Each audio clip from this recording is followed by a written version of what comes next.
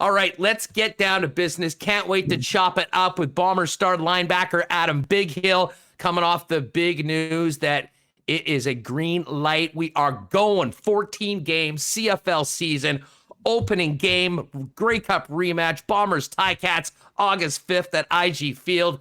And Adam Bighill joins us now. What's going on, boss? How you doing? It's great to have you back on the show. Yeah, no, good to be here. This is a nice new format you got going. Hey, I appreciate it. It was sort of a rough little time for all of us in the industry, but we've sort of settled here, and the reaction has been amazing. And I'll tell you what, I'm really glad that we are doing it on a daily basis because, while the hockey season's over, we've got a football season coming up. We've got a sports craze city that needs this content on a daily basis. And listen, the excitement levels are as high as they've been. I think the optimism in the community, despite where we're at right now. Let me just ask for you from a player's standpoint, and we'll get to everything that happened before. Sunday night going into Monday, with everything that the CFLPA has been through, how confident were you that we were going to get this good news, that it was going to be approved, we're going ahead with the season as per everything you and the PA negotiated with Randy Ambrosi and did the deal that was sent to the owners? I was pretty confident. We understand where we're at as a league, as players, and that, if we didn't play this year, that it very well could have been catastrophic for several teams. And nobody wants to have that happen. And I think everybody understands the importance of CFL in Canada. And so, going into Monday, I anticipated the Board of Governors to do the right thing and proceed with the season. And I couldn't be more excited. Now, Adam, you as a veteran player are probably in a better position because of the star nature, the contract in the back, you and your family doing well. This is a really, really tough time, though, for many of the rank and file members of the Canadian Football League, both members of the Bombers and players around the league. How would you categorize the work that the PA did, that you guys as players did, coming together to make this happen? It's been tough. It's been tough for everybody in Canada. It's been tough for people in pro sports and the CFL, no different. I'd say across the board, we reached a very fair deal to be able to get back and play ball. And, I think it's something that we as PA are very excited about. And I think our players are excited about. Is it ideal? Is it perfect? No. Obviously teams are spending to the minimum of the salary cap this year as allowed per the CBA. And, for example, that cost me a huge contract restructure, right? So, I took a big brunt of it, but for being here in Winnipeg and being in the championship team and city, it meant something to me, and having another career here as well. So, at the end of the day, it's not perfect. Some guys got affected more than others, but we're all doing it because we love the game and want to get back to playing the great game of football. Adam Bighill, the Winnipeg Blue Bombers, with us here on Winnipeg Sports Talk Daily. The countdown is on to August 5th. Bombers and Ticats to kick off the CFL season after a year off. Have you talked to many of your teammates over the past couple days? What are you hearing from the boys in the locker room about their reaction and their level of excitement to put everything behind them and get back on the football field where they love to be? Yeah, no, I've heard from quite a few guys, especially just leading up to Monday's decision, and guys just kind of getting a feel for where things are going. And, you got to think a lot of the guys, guys are playing football are people too. We got livelihoods, got, affairs got to get in order. You just want to have their mind wrapped around a vision and a plan of what they want to execute and timing. So there's been a lot of communication with guys, and overall the message is everyone's excited to get back and play ball because it's such an amazing game and unlike any other game out there. So guys are definitely excited to come back and play. Adam, how much through all of this? We know how tight knit the Bomber team was and the organization, how close, especially players like yourself, are with the coaching staff and management. How much contact have you been with them over the course of the last little while, and has that been somewhat constant throughout the pandemic? I guess the way it's fine is that, coordinator have been in touch with players, just checking in. Like Richie's been in touch with everybody on defense, and I'm sure Buck has on the offense. And so definitely keeping connected. There's only so much you can do in the offseason. Overall, the message was, hey, just hang in there. We anticipate getting back to playing, and when we do, let's get ready to roll. So the coaches are just as hungry as the players, because they love coaching. So they've been excited to get back, just like we have been, and they kind of just been staying in touch, letting us know how excited they are to get back. Now, Adam, I couldn't help but notice the Instagram that you popped out earlier this week. It looked like you were ready to start the season tomorrow. Are you already? Have you basically been working out as if you were going to be coming on? Where is all that at right now? And what are the next weeks like for you before training camp officially begins here in Winnipeg from a training standpoint? Yeah, yeah. I mean, you got to think I've been ready to play a season now for well over a year. I mean, after we won the Grey Cup, I was back training 2 weeks afterwards, right? Training for me is year round. It's nonstop. I mean, you go through different phases of different kinds of intensities and training structures and so forth like that. But yeah, no doubt about it. I've been hitting it hard, and I'm ready to go. My body feels better than ever, and you take a year and a half off from hitting, like you get all these little things that just heal up. So all players should be feeling better. I definitely do. I'm looking forward to it being one of the best years of my career for a 14-game season. It's funny you mention that, because I was listening to Zach Caleros yesterday on one of the calls. They were playing it on OB on the sports show at night, and it was interesting to hear him as a quarterback talk about what the time off was like. And, obviously the quarterback entire job is trying not to get hit. Your job is hitting someone on every single play. How beneficial to a player like you that is always out there, that's playing every down, that does everything for a football team with the wear and tear that comes with that? Like, from a personal standpoint, how beneficial can that be to you this season and for your longevity in the league that you did have that time off? Yeah, no, yeah, I kind of mentioned it's just like, my body hasn't felt this good, and I can't remember when. So, granted, no doubt about when you get back, I mean, the soreness coming back is going to be more intense just because it is going to be more unfamiliar, but you really are starting from such a higher level of health and regeneration that can only bode well for a season. So, I think guys are in general going to be feeling that and going to be, firing on all cylinders. So, I mean, I think it's a great thing. Adam Bighill with us here on Winnipeg Sports Talk Daily. Adam, there's a lot. There's going to be changes on all teams, of course. I mean, that would happen naturally. It would happen even more so when you go through a pandemic. But that being said, I think the Bombers, coming off of that championship in 2019, did everything they could to keep that core intact of the club. There's no preseason games this year. It's a very unique situation. Do you think that will help the Winnipeg Blue Bombers when you guys kick off against the Ticats in game number 1 and maybe help the team earlier on in the season? Or is it just it's been so long since everybody played, it pretty much is an even playing field? Well, I still feel like, your veteran experience doesn't leave you, so, I mean, we're still able to use that to our advantage. And even more so because you have been off for a while. I mean, at the end of the day, your knowledge base of the game is going to be right there. And then you're going to have, 1 or 2 practices to get the speed back. And then compared to teams that don't have as much veteran experience, they're going to have to learn how to manage the situation and learn to play fast again and put those together. So I do feel like we're going to have an advantage from that standpoint right away.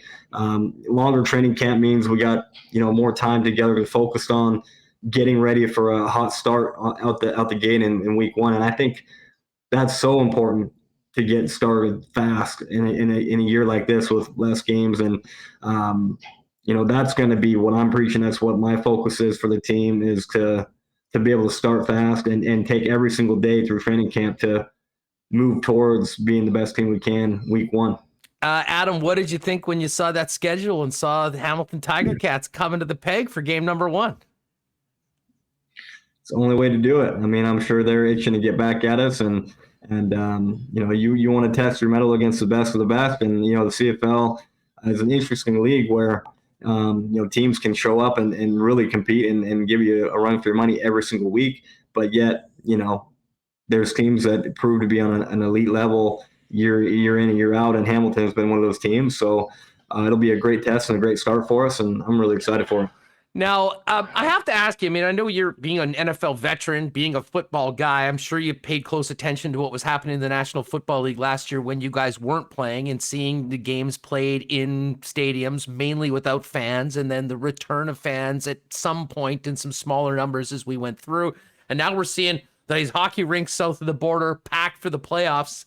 How much have you thought about how amazing it's going to be to get back out in front of the faithful of the blue and gold, especially considering, with the exception of the parade, there has been no chance for the fans here to really, at the stadium, welcome you guys back as Grey Cup champions? Yeah, so I think there's a couple things there, right? It's obviously getting to celebrate that banner dropping in the stadium and being able to, commemorate that 2019 season. That's going to be one thing that's going to obviously be very special. We've been waiting to do. But to take it over the top, it's just the fact that we've been so far away from real life for so long now that people can't wait to get back to doing the things we did before, being closer to people, connecting with people, being able to go to events, enjoy themselves, and not worry about the things we have been worrying about. So those are the things that I'm looking forward to for everybody, just because I know how important that's going to be for us, and I know how important that is for everybody else too. So that's going to take it over the top. Let me ask you this. Speaking of raising that Grey Cup banner and celebrating the championship with the fans here, Wade Miller was quite clear a few months ago that, as optimistic as we are about getting the football team back on the field, that banner would not be celebrated and raised until there was a full house. We talked about this a little earlier on the show today. The reopening plan, hopefully, if things go well, I believe would be 50% of fans for August long weekend, which would include the month of August, the first couple of home games. But the 100% threshold, if we get to those numbers, would be Labor Day weekend, which of course means the first game back with a full house potentially would be the Banjo Bowl against the Saskatchewan Roughriders. It's already the highlight of the regular season for fans. But Adam, could you imagine a better environment to raise that banner to celebrate the Grey Cup championships than against the Saskatchewan Roughriders, with a few people in green having the privilege of watching the champions roll it up, and of course another 31 or 32,000 in blue and gold welcoming the champs back onto the field before the biggest game of the regular season? Yeah, honestly, I get chills thinking about it. So I imagine everybody else does too. So I couldn't imagine the better way to do it, providing the circumstances we are in right now. So yeah, I'm hyped. I'm hyped for that right now. I am too. Just thinking about it. Just thinking about getting back there. Let me ask you this: now that we know what's happening going forward, providing nothing calamitous doesn't happen, and I guess considering the last couple of years, we'll cross our fingers on that. But where are you right now as far as how difficult was this for you? And do you kind of feel like you, as an athlete, as a dad, as a professional, or sort of through the toughest times, and we are going to a pretty exciting new chapter here for you personally, the football team, and really the community, which sports is such a big part of? Yeah, I always am an optimistic guy, and I try to make the best out of every situation there ever is, because, as far as I'm concerned, that's the only way you can move forward as well as possible. If you're letting situations bring you down or not allowing you to move forward, for me, I just feel like that's missed opportunity for myself, or missed growth and overall happiness. So, I try to make the best of every situation, and without ignoring the fact that it's been hard. Like, this has been the hardest year and a half of my life, my family's life. Very stressful, so many different changing dynamics, but still staying focused on doing the best we can and making the best of it, so that it's all worth it. And then when we come out of this, it's light. It's right here at the end of the tunnel, and the fact that it's going to get better, and we're going to be better for it. So that's kind of where my focus has been, really, as a dad, a husband, a business, running a business, and playing football. It's the only way to go. Well, and you know what, I will say, it was really impressive to have you on back with us in our old home, kind of when we were getting into this, kind of everyone was figuring out what is next, hoping that things were going on. You in the off seasons had already been really working very hard on, what will become of yourself after football as a professional. How has everything gone on the other side of the working Adam Bighill? Yeah. So I mean, as a financial advisor with Wellington Altus here in the city, I mean, it's been going great. I mean, I'm on a great team with Charlie Spiring. So one, I have a lot of great mentorship, but two, I mean, I have an ability to do what I love, and that's just help people. The fact is, I believe our firm is best suited to be able to help clients and create custom portfolios and unique strategies that aren't available to them elsewhere. And I mean, the complete amount of flexibility we have to service a client and put clients' best interests first. Those are the things that I, as an investor, when I was young, were looking for, and the reasons why I got in the industry, because I didn't have these kinds of solutions that I needed. More or less was wasted time and money and opportunity. And that's why I got into the industry, so I can help people not make the same mistakes that I did. And so I've really enjoyed being able to get a full year into doing this full time. And now, kind of stepping back into football and kind of managing at the same time. I'm excited to do that. But I mean, it's been great to build another career alongside here. You know what? I've always been fascinated by people, how maybe playing different sports helps them at other things. Let me ask you this. I mean, as a leader on the Bombers, doing something so different, being in financial, but working on a team. I mean, is there any things that you have learned or grown in the other side of your professional life that can help you be a better football player or a member of the Bombers? It's a good question. I think you see things. I see things in two different lights, because football, it's like, you need answers now. You need solutions now. You need everyone pulling together and getting things done right away. The urgency is very, very high. The stress obviously can be very, very high. The professional world, there's a lot of expectations, but, the amount of stress and urgency in the same kind of light is not quite the same. But yet expectations in other ways are still very, very high.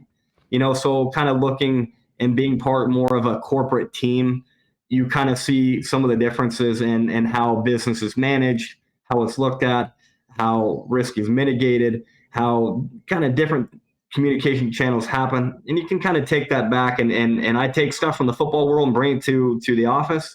And I can take stuff now from the office, kind of bring it back to the football world. And I found that to be unique. And obviously, it's a reason why so many people like hiring ex-athletes, because of the innate ability and nature that they have with work ethic and ability to just grind and learn and apply themselves, and not have anyone have to give them a rah-rah speech to do it.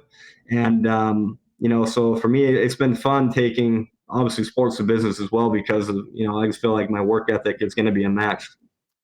Adam, just on the way out, I got to ask you a couple questions about coming up to camp. We all know that, veteran players such as yourself, they're not usually really fired up to get going with training camp. I mean, you're already in impeccable shape. You want to go out there and hit somebody and play some games.